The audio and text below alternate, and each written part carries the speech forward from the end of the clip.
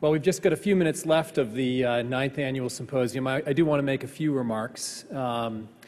First, with respect to this cross-dressing stuff, I want to point out that it literally happened just one time, and it was a costume party after all. And if I'd only taken my wife's advice and dressed as the Cowardly Lion, we wouldn't have to be going through all of this. This has been a great couple of days. It's really been fantastic on many, many levels. And I want to say thanks to a number of people, briefly. Again, Phil and Angelica for their efforts in organizing, the staff for all of their work in planning and execution of this event, the sponsors who've provided financial support, and of course the speakers who represent current MIT faculty, former MIT faculty, faculty from other places, but also importantly several of our past trainees who I think acquitted themselves beautifully and reflect our pride in what they've gone on to do. So I thank them especially for their contributions. I was impressed by the talks. I thought it was a fantastic collection of talks, but I was also impressed by how seamlessly we moved from biology to engineering and technology and back again. And I think that this is an example of how close these different disciplines are coming. And it gives me even more confidence that we have picked the right time to bring them together in the New Koch Institute. We're beginning to speak the same language and understand each other and develop very comparable and compatible toolkits from biology and engineering, which is playing out in very powerful ways, both with respect to providing these technologies to understand these systems better, but also using these new approaches to detect and monitor, diagnose, and treat cancer. So I'm very much heartened by what I've heard here and very much impressed. This was also a reunion celebration, and I want to thank all of you alums who've come back. There was a wonderful feeling seeing old friends and sharing memories, a real warm, collegial feeling, which I think reflects the atmosphere and the culture of the Cancer Center, which is a product of many people's efforts and all of you. And it's just been terrific, and I thank you for your contributions at that level as well. The dinner we had last night was a very special event. Luis Parada, if science goes south for you, you've got a new profession for sure. Roasts, bar mitzvahs, weddings, what have you. Nancy Hopkins, Bob Langer gave wonderful talks, humorous talks about their interactions with the Cancer Center and their thoughts about the future. And David Baltimore, too, gave a wonderful talk about his role and his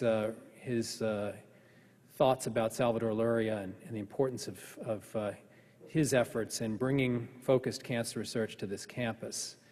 He called himself, poignantly, I thought, a son of Salvador Luria. And I think that really all of us trainees on one level are the daughters and sons of Salvador Luria. It's part of our heritage. It's something that we share. And I think we should all be proud of that, proud of that tradition. And in thinking of that pride, I want to remind you that we are collecting money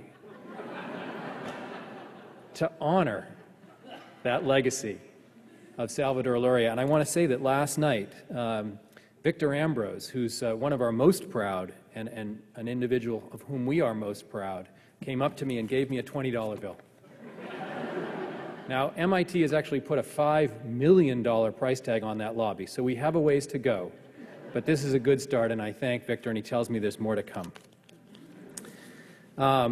Luria was also described by David as a tremendous mentor, and I've heard that from many as well. And he was also described as a gentleman scientist. And that position of our faculty over the years as being both great scientists and great mentors plays through many such discussions.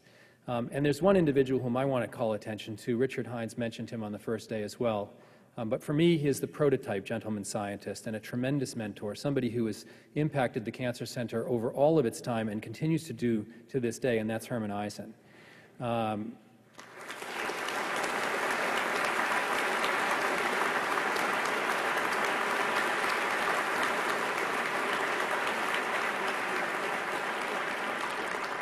We celebrated Herman's 90th birthday 18 months ago.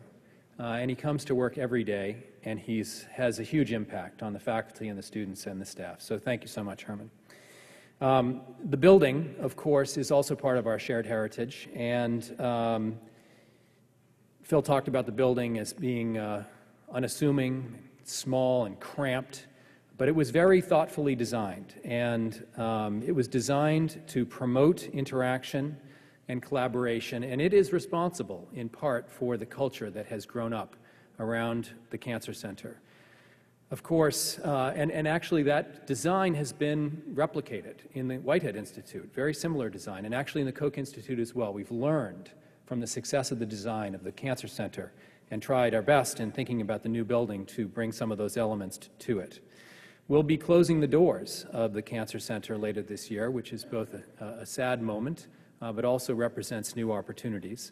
But we'll, of course, bring with us lots of memories and that legacy that's been handed down by the founders of the Cancer Center of excellence in discovery science and in cancer research. So we are closing the chapter, an important chapter at MIT, the chapter that is the Cancer Center, but we're also opening a new chapter for cancer research on this campus. We'll be moving into our new building, which is, of course, less unassuming, significantly larger. Phil talked about it towering over the Whitehead Institute.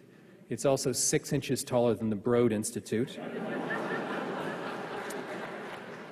And of course, it's also different. It's different in character. We will be merging science and engineering, new technologies to approach the problems of cancer in new ways. And as I said before, we are committed in the Koch Institute to deploy these new approaches, not just to improve our understanding of the disease, which is, of course, still an important thing to do, but also to deliver those new developments, those new technologies, those new methods to the benefit of cancer patients in diagnosis and detection and treatment. So I'm excited about the prospects, and I think that excitement is shared by my colleagues, and I hope it's shared by you. And I'm convinced that the Koch Institute will be a worthy successor to the Cancer Center. I'm convinced by the power of integration, and I'm actually also convinced that now is the time to bring these multiple disciplines together for this problem. And based on the talks over the last 2 days, I'm even more convinced.